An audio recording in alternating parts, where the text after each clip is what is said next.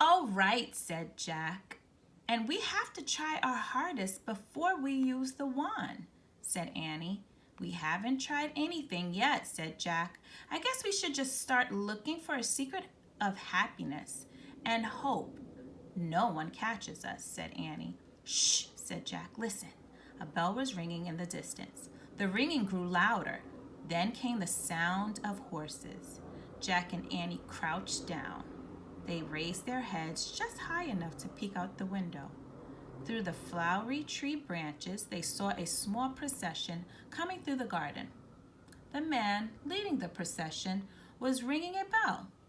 Two men walked behind him, holding up banners. Behind them, four men rode slowly on horseback. They all wore baggy trousers and puffy shirts. Their heads were shaved except for the knots of black hair. Each had two swords, a long one and a short one, hanging from his belt. At the very end of the procession rode a man in a billowing purple robe and a small purple hat. Red tassels hung from the bridle of his large black horse. Jack looked at the research book again. He found a picture that looked like the man on the black horse. He read the caption to himself. In the 1600s, the military ruler known as Shogun lived in the center of the imperial garden in a palace that had hundreds of rooms.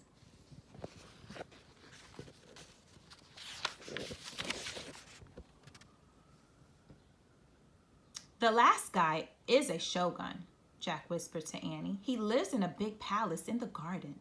He kept reading. Often the shogun's warriors traveled with him. They were called samurai.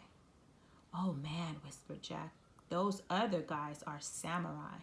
He and Annie had barely escaped an armored samurai on their earlier trip to Japan. Samurai were excellent horsemen, well trained in the arts of fighting. The code of samurai was strict. Samurai did not show their feelings. They had great powers of concentration. "They're gone," said Annie. Jack looked out the window. The shogun and his samurai warriors had disappeared down a tree-shaded dirt road. "We should get out of the imperial garden." "Fast," said Jack.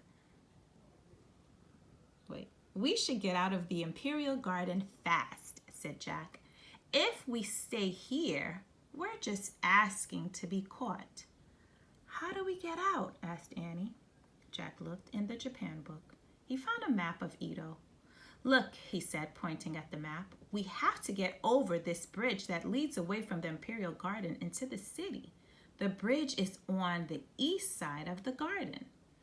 "The morning sun is over there," said Annie, squinting into the sunlight. "So that must be the east. Let's climb down and head that way." "Good plan. Then we'll be walking in the opposite direction of those samurai," said Jack. "Right," said Annie.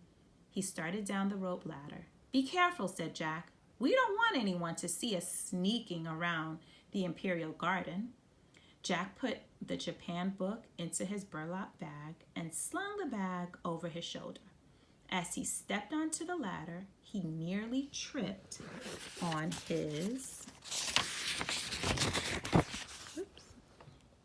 kimono.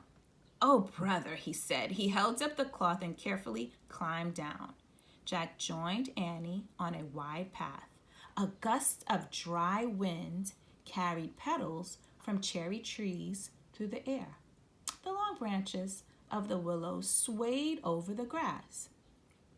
Jack and Annie began heading east, keeping their eyes and ears open for more people. They walked past flower beds and big rocks. They walked around a pond of swans. They started down a narrow lane between blossoming cherry trees. Just as they came out from under the trees, Jack and Annie saw four men strolling toward them. One man was shorter and older than the others. He wore a straw hat and had a tattered brown coat and used a walking stick. The other three had shaved heads with top knots, and two swords hung from each of their belts. Samurai, whispered Jack. Yikes, said Annie. Run, said Jack. Jack and Annie turned around and started running back down the narrow lane. Jack heard the men running after them. Halt! cried a samurai. Jack grabbed Annie's hand and they stumbled to a halt. Out of breath, they turned to face the three samurai who were rushing toward them. Who are you? One of the samurai barked. He was holding up his sword. Why do you run from us? Are you spies? Just as Jack was about to answer, he heard a voice shout, Baku Koto! The man with the walking stick and straw hat was hurrying toward them. Baku Koto, what are you doing here? He called out to Jack and Annie. Why did you not wait for me at the bridge?